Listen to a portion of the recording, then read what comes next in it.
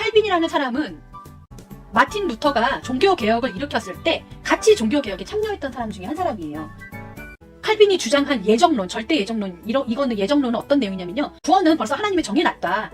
그래서 이 세상에는 구원받지 못할 자와 구원받을 자가 미리 정해져 있다. 이거예요. 그래서 구원받지 못할 자는 아무리 우리가 전도를 해도 결국 안 받아들이고 그들은 구원을 못 받는다. 이렇게 얘기하는 게 바로 예정론에 들어가는 거죠. 예를 들면은 이제 목사님들이 그 얘기를 많이 해요.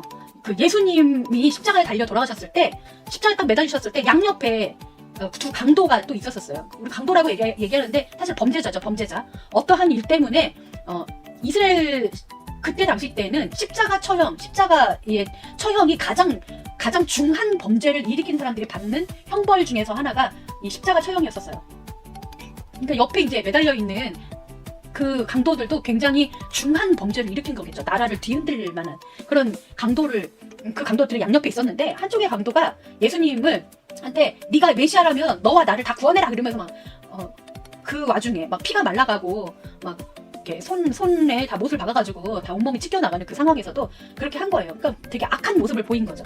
그랬는데 한쪽 강도는 예수님에게 당신의 나라, 그러니까 천국에 들어갈 때, 하늘나라 갈 때 나도 같이 가게 해달라 이렇게 하면서 이제 부탁을 해요. 그래서 이제 당신 손에 맡깁니다 이런 식으로 이제 했어요. 그래가지고 예수님이 너와 내가 함께 낙원에 있으리라 이런 얘기를 했죠. 그래 이거를 이제 목사님들이 이 죽는 순간에도 구원받을 자는 예수님을 받아들이고 구원받지 못할 자는 안 받아들인다라는 거죠. 그러니까는 구원은 벌써 정해져 있다. 너희들이 아무리 애를 쓰고 힘을 써도 받을 사람과 아닌 사람은 정해져 있다. 그러니까 운명론이죠, 운명론. 거의 그런 거죠. 그리고 이제 요한 웨슬레라는 사람이 나타났는데, 이 요한 웨슬레라는 사람은 칼빈보다 훨씬 더 나중에 나타난 사람이고 나이도 훨씬 어려요. 같은 동시대에 있었지만 요한 웨슬레가 태어난 시점이 칼빈보다 훨씬 나중에 태어났죠. 근데 이 예정론이라는 것 자체가 기독교 안에서 문제가 되니까 요한 웨슬레라는 사람이 예정론이라는 거를 가지고 이제 다시 나와요. 이 요한 웨슬레는 현재 우리나라 기독교에서 가장 많은 그 교세를 가지고 있는 장로교의 시점이 되는 거예요. 이 요한 웨슬레의 교리가 장로교 교리의 기본 신학이에요. 그러니까 이 요한 웨슬레가 예정론을 가져왔는데, 이 예정론이라는 것은 뭐냐면 이제 하나님은 모든 자에게 구원을 주셨다. 이거는 이제 뽕순이랑 같죠. 뽕순이가 외치는 그런 관념하고, 하나님은 모든 자에게 구원을 주셨는데 그 구원은 이제 사람이 선택하는 거다. 그래서 하나님은 모든 사람에게 다 줬지만 구원을 받을 수도 있고 안 받을 수도 있다. 그 선택에 따라서. 근데 이것을 이제 하나님이 강제하지는 않는다. 하지만 하나님은 제가 선택할지 안 할지를 벌써 미리부터 알고 있었다. 네, 요약하자면 요거예요. 예정론은. 두 개가 좀 많이 다르죠, 그렇죠? 예정론하고 예정론을 좀 구분 지어서 이제 하셔야 되고, 기독교 안에서 보면은 예정론을 아직도 얘기하고 있는 곳들이 있고요. 예정론을 또 얘기하는 곳이 있고, 이 두 가지를 또 혼동해서 쓰는 것들도 있고 막 그래요. 그랬을 때 지금 저 얘기가 쓸데없는 거를 지금 얘기하고 있구나 이렇게 하시면 돼요. 저는 이 예정론이나 중요한 것 같지가 않아요. 이유가 뭐냐면 본질을 보자고요. 구원이라는 것 자체를 지금 하늘나라 천국을 가는 걸 가지고 지금 구원이라는 걸 정해놨기 때문에 이게 문제가 생기는 거잖아요. 구원은요, 우리가 죽어서 천국 가는 거, 이게 구원이 아니에요. 그러니까 여기서 구원관이 지금 왜곡되어 있기 때문에 예정론에 있는 구원도 마찬가지고 예정론에 나와 있는 그 구원도 마찬가지고 다 이게 왜곡되어져 있는 거죠. 칼빈이 아무리 유명한 신학자이고 종교개혁자이고 하지만, 그리고 훌륭한 분이긴 하지만, 그때 당시 때는 이런 정의라던가 막 이런 것들이 지금처럼 이렇게 왕성하게 진리가 드러나지 않았을 때였거든요. 그렇기 때문에 이분들이 기독교의 기초적인 신학을 다져놓으신 분들이지만, 기초 신학이라고 해서 그것이 다 옳은 것은 또 아니에요. 우리는 좀 더 본질에 가까이 가야 되는 거죠. 구원은 우리가 죽어서 천국 가는 거, 그게 구원이 아니고 하나님께서 우리를 모든 악으로부터 그냥 끊는 거, 이게 구원이에요. 지금은 우리가 예를 들면은 제가 지난번에 방송에서, 예전 그 초창기 방송에서 구원이라는 것 자체는 우리가 똥물에 빠졌어 막 허우적대고 있었을 때 누군가가 이렇게 꺼내준 거. 아직도 똥물은 묻어 있지만 그래도 우리는 똥통에서는 구해진 거잖아요. 구원이라는 것 자체는 지금 우리는 원죄로부터, 원래 마귀가 우리를 잡았었던 그거로부터 지금 끊어져 있는 상태이기 때문에 현재에서 살아가고 있는 모든 사람들은요, 그리고 이 땅에 태어난 모든 사람들은 다 구원을 받은 상태에서 태어난 거예요. 죽어서 천국 가는 걸 구원이라고 하니까 이 예정론이니 이런 이론이 나오고 이런 신학이 나오는 거죠. 예정론의 근거가 된 성경 말씀이 있거든요. 그거 한번 보실게요. 요 성경 말씀, 제가 저 강의했을 때는 웬만하면 성경 말씀 안 읽으려고 했는데, 지금 제가 보여드릴 이거 칠판에 쓸 이 성경 내용 자체가 예정론의 모토가 되는 성경 말씀이기 때문에 요거를 한번 볼게요. 여기 내용을 보시면 뭐라고 써져 있냐면은 로마서 8장 29절부터 30절의 그 말씀인데요. 하나님이 미리 아신 자들로 또한 그 아들의 형상을 본받게 하기 위하여 미리 정하셨으니 이는 그로 많은 형제 중에서 맏아들이 되게 하려 하심이니라. 또 미리 정하신 그들을 또한 부르시고 부르신 그들을 또한 의롭다 하시고 의롭다 하신 그들을 또한 영화롭게 하셨느니라. 내용이 좀 이렇게 어떤 반복적인 얘기가 나오는 것 같아서 좀 어려우실 건데 요 내용 때문에 예지 예정론이 나오게 된 거예요. 요한 웨슬레라는 사람이 성경책을 이 사람도 원래는 예정론 그 시대에 있었다가 예정론이 팽배했던 시절에 있었다가 성경을 읽다가 이거 뭐야? 이 로마서 8장 29절에서 30절을 보니까 그게 아니네? 해가지고 예지 예정론을 이제 외치기 시작한 거죠. 하나님이 미리 아신 자들로 이 미리 아신 자들 때문에 예지가 나온 것이고 또한 그 아들의 형상을 본받게 하기 위하여 미리 정하셨으니 그래서 예정이 나온 것이고 너무 글자적 해석이죠, 그렇죠? 또 미리 정하신 것, 그로 많은 형제 중에서 맏아들이 되게 하려 하심이니라. 또 미리 정하신 것, 예정하신 그들을 또한 부르시고 하나님이 불렀다는 거죠. 미리 정한 사람들을 부르신 그들을 또한 의롭다 하시고 의롭다는 건 뭐냐면은 너희들은 이제 더 죄인이 아니다. 의인이다라고 이제 불러주신 거를 얘기하는 거죠. 이거를 신학 용어로 이신칭의라고 해요. 이신칭의. 의롭다고 하나님이 그렇게 여겨주시는 거. 이런 내용이죠, 이게. 의롭다 하시고 의롭다 하신 그들을 또한 영화롭게 하셨느니라. 이 내용 때문에 요한 웨슬레가 충격을 받은 거예요. 예정론이 아니잖아. 미리 정해진 게 아니네. 그러면서 이제 여기서부터 출발이 돼서 내용이 나온 건데 본질은 이거죠. 우리 방송은 항상 본질을 추구해야 되기 때문에 이걸 본질적으로 한번 해석을 해보자고요, 여러분. 하나님의 구원은 모든 자들에게 주어진 선물이고 인간이 구원을 받을지 안 받을지 선택할 수 있는 것이 아니에요. 인간이 나는 천국 갈래, 나는 지옥 갈래 이걸 정할 필요가 없다라는 거예요. 왜냐면 우리는 다 지금 구원을 받았기 때문에 천국을 갈 자격이 주어져 있는 거죠. 지금 다. 하나님 나라를 오해하고 있으니 이런 것들이 이제 문제가 된다는 건데 이 하나님의 나라를 어떤 특정한 장소로 보는 거죠. 그래서 하나님이 우리를 구원했다라고 하는 거를 어떤 특정한 장소를 데리고 간다. 거길 가려면 어떤 자격이 있어야 되는데 그 자격을 우리가 이 땅에서 만들어야 된다. 이런 식으로 해석을 하다 보니까 이런 막 예정론도 나오고 구원도 나오고 14만 4천만 명을 막 그렇게 숫자에다가 나가지고 선택받은 사람들만 들어가게 되고 신천지에서 얘기하는 14만 4천만 명 자기네가 14만 4천만 명이고 신천지도 자기네가 14만 4천만 명이라고 얘기하고 여호와 증인도 자기네가 14만 4천만 명이라고 얘기하고 통일교도 자기네가 14만 4천만 명이라고 얘기하고 그냥 사이비들이 다 자기네가 14만 4천만 명이래. 서로 그 숫자 가지고 막 싸워요. 엄청 싸워요.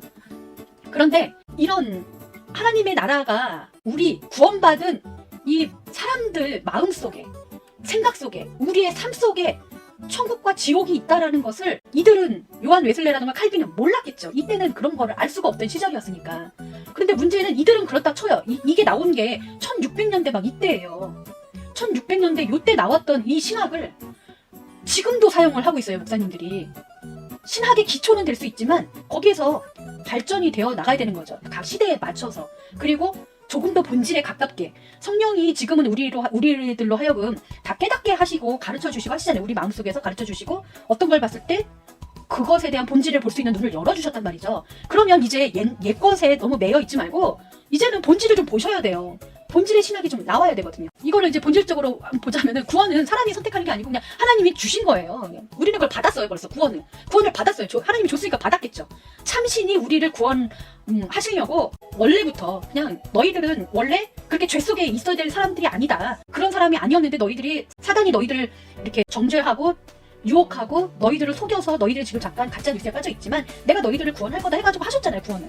그러면 구원을 주셨으니까 우린 다 구원을 받았잖아요. 이 구원이라는 영역은 사람이 선택하고 안 하고가 아니고 이거는 오로지 참신의 영역이에요. 그래서 이거를 우리가 선택하고 안 하고 이럴 게 아니죠. 하나님이 이걸 강제할 필요도 없는 거예요. 그러니까 주셨으니까 이제 벌써 정해진 거를 지금도 목사님들은 구원받을 자가 정해져 있다. 우리 성도들은 그 구원받을 자들이었고 하나님이 선택했다, 픽했다는 거예요. 하나님이 우리를 선택해 주셨다. 그러니까 우리는 감사하고 막 이렇게. 하나님이 선택했다라는 거는 100명 중에 너는 구원받을 사람 너는 아니야. 이런 식으로 이렇게 선택하는 이 의미로 이제 해석을 해버린 거예요. 이렇게 되니까 이제 선택받은 사람은 얼마나 좋아. 막 의기양양하지. 이스라엘 사람들 그러잖아요. 막 선민사상. 하나님이 먼저 자기네들을 선택했다. 제일 먼저 선택했다 이거예요. 하나님이 그래 여러분들도 선택할 건데 여러분들보다 우리가 더 뛰어나기 때문에 우리부터 선택했다. 그래서 선민사상이거든요. 그래서 우리는 이 예지 예정론이나 예정론에 너무 매이지 마시고요. 본질적인 내용을 봤을 때 하나님은 우리를 무엇을 미리 아셨다고, 이 성경 말씀에 보면 미리 아신 자들로 이렇게 되어 있잖아요. 이 미리 아신 자들이라는 것은 그냥 우리 인간들을 얘기하는 거예요. 그냥 우리 모든 인간들, 어떻게 말로 표현이 안 돼. 그냥 사람들이니까, 사람들. 미리 아신 자들이라고 하는 것은요, 그냥 하나님이 이제 사람을 이렇게, 사람과 신은 그냥 하나님이 먼저 생겨났고 그러고 나서 사람이 생겨났고 이런 어떤 순서적인 개념이 아니거든요. 이게 그냥 닭이 먼저냐 달걀이 먼저냐를 얘기하는 것처럼 허무하고 쓸데없는 거예요. 그냥 신 안에 인간이 있고 인간 안에 신이 있는 거예요. 그 참신이 계시기 때문에 인간이 있는 거고, 인간이 있기 때문에 참신이 존재하는 거예요. 이게 같이 그냥 이렇게 어우러져서 가는 거예요. 그냥 너는 엄마가 좋니 아빠가 좋니 막 선택하게끔 하고 순서 세우고 니네 집에서 제일 1등은 누구야 막 정하는 이런 1차원적인 어떤 이런 이원론적인 이런 게 성경에서 싹 빠졌으면 좋겠어요. 저는.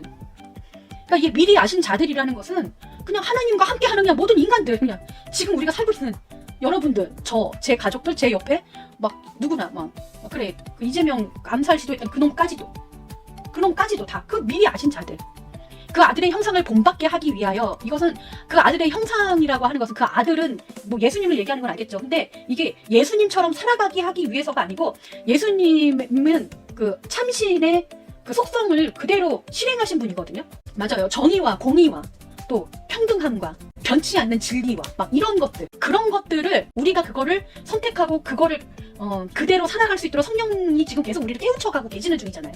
계속 사회도 변화시키고 사람이 이끌어가는, 사람이 만들어가는 이 세상을 점점 정의와 공의의 길로 인도해 가시잖아요. 그거 얘기하신 거예요. 또한 그 아들의 형상을 본받게 하기 위하여, 그걸 하기 위해서 사람 속에 있는 원죄, 악의 본질을 빼내시는 거죠. 여러분, 그러니까 악의 본질이 빠졌다라는 증거가 있어요. 그게 뭐냐면, 아무리 죄를 많이 짓고 아무리 악한 생각을 하는 사람들도요, 깨달을 수 있는 기회가 있어요. 바뀔 수 있는 기회가 있어요. 그런데 악의 본질은요, 그런 기회조차도 없는 거예요.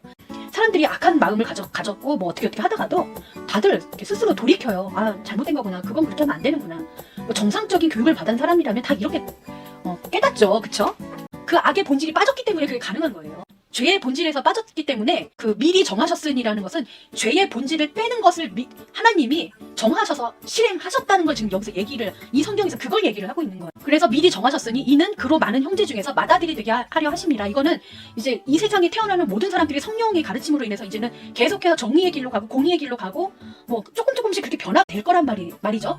그 중에서 가장 선봉에 서서 제일 먼저 그것을 행하신 분이 예수님이라는 얘기를 하고 계시는 분 거고, 그 예수님은 하나님의 속성이 인간으로 나타난 것이기 때문에 결국은 하나님의 속성을 얘기를 하는 거예요. 여기서 그 많은 형제 중에서 맏아들이 되게 하려 하심이니라. 이게 그냥 사람이 알아듣기 편하게 그냥 제일 먼저 그걸 행했다라고 해서 그냥 사람의 언어로 표현을 하다 보니까 맏아들 막 이런 걸 한 거지, 진짜 맏아들 막 이런 거 이게 아닌 거죠.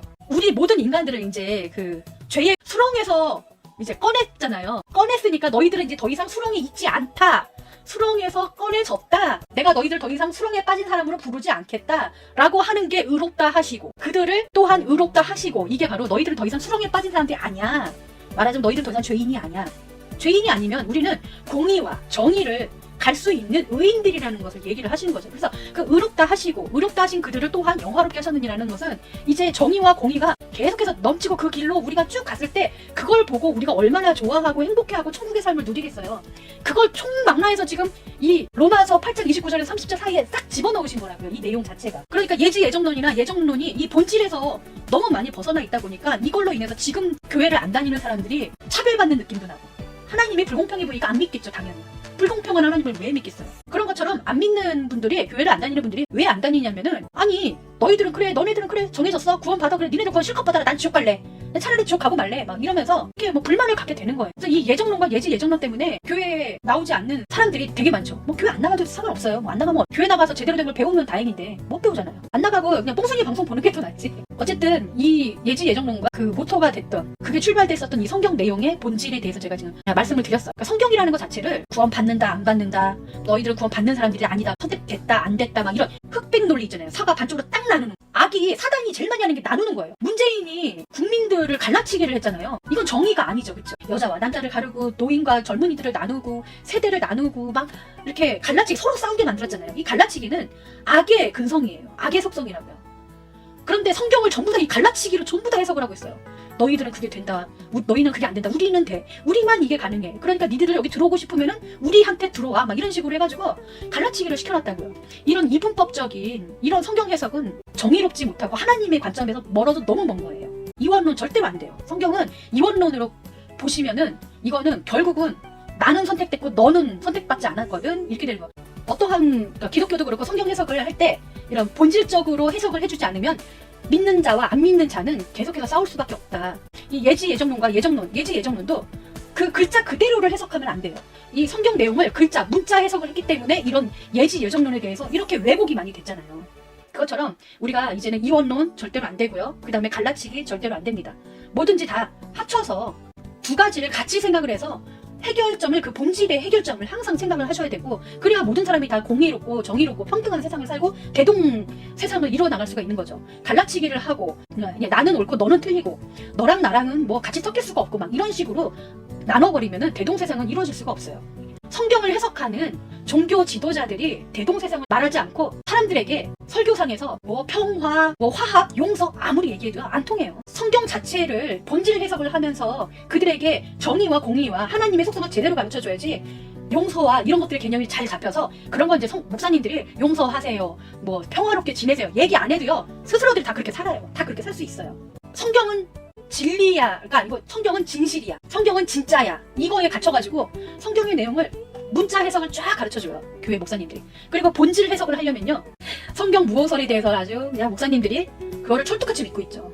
성경을 모은 그때 당시 때 파피루스라든가 이런 것들이 막 발견된 시점에 지금 현재 성경에 있는 내용들만 발견이 된 게 아니고 스나 안스나님이 저에게 말씀하신 그 도마복음이라던가 외경들도 되게 많이 발견이 됐어요.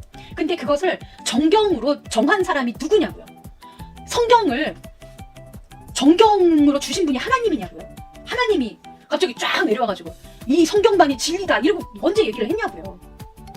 사람들의 생각을 통해서 다 기록되어지고 어떤 거에다가 글씨로 기록하고 어떤 행위를 하고 한 이 모두한 것들의 그런 기록물들을 가지고 아 이건 빼 이거는 너 막 이거를 사람이 정했잖아요. 사람이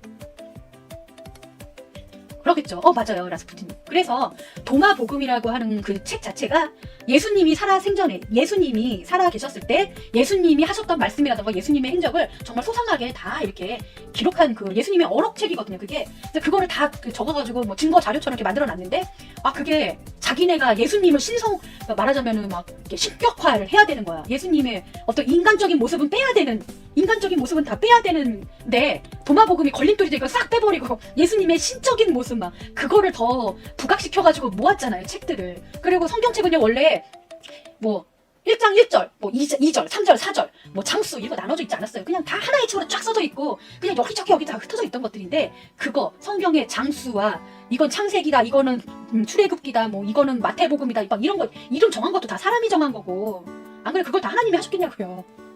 하나님이 내려와서 직접 하신 게 아니고 사람들에게 감동은 줬겠지만 그 사람들 안에는 벌써 악이 들어가 있기 때문에요. 사람들에게는 다 자기 이익이 되는 거, 기득권들에게 이익이 되는 내용들을 훨씬 더 많이 넣었겠죠. 성경 무호설은 전 반대합니다. 인간이 한 것이기 때문에 오류가 굉장히 많고요. 그 다음에 그냥 문자적으로만 읽어도 이게 맞아? 라고 생각하는 내용도 많아요. 우리 라스푸틴님 성경 많이 읽으셨으니까 잘 아시잖아요. 그렇죠? 예, 저도 뭐 성경 읽을 만큼 읽었는데 그래서 고민하기 시작한 거죠. 본질을 보려면 성경이 왜 이러지? 일단 의문을 가져야 돼요. 왜? 왜 그러는 건데? 이런 의문을 갖고 고뇌도 엄청 해야 되고요. 그걸 해결하기 위해서 진짜 막 이것저것 많이 공부를 해야 돼요. 그렇게 해서 어떤 지식이라든가 깨달음의 집합체를 봤을 때 본질 해석이 가능한데 목사님들이 과연 그렇게 하시는 분들이 있을까요? 되게 쉽게 설교하시고 누가 했었던 설교문 가지고 설교하고 어디서 들었던 거 대충 들었던 거 하고 그 다음에 막 재밌는 얘기나 좀 와서 하고 누구 뭐 간증 대충 듣고 와가지고 그 사람이 그랬다는데 여러분들 그렇게 사십시오 이렇게 하고 그런 식이에요. 목사님들이 고뇌하지 않아요. 목사님들은요. 목사님들의 고뇌는 그거지. 왜 우리 교회는 성도들이 늘지 않을까? 그 고민을 하시겠죠. 왜 11조를 저 성도는 내지 않을까? 이런 거 고뇌하시겠지. 성경의 내용을 가지고 본질을 찾으려고 거기에 대해서 의문을 갖고 그거를 성경이 아닌 다른 곳에서 찾지 않잖아요.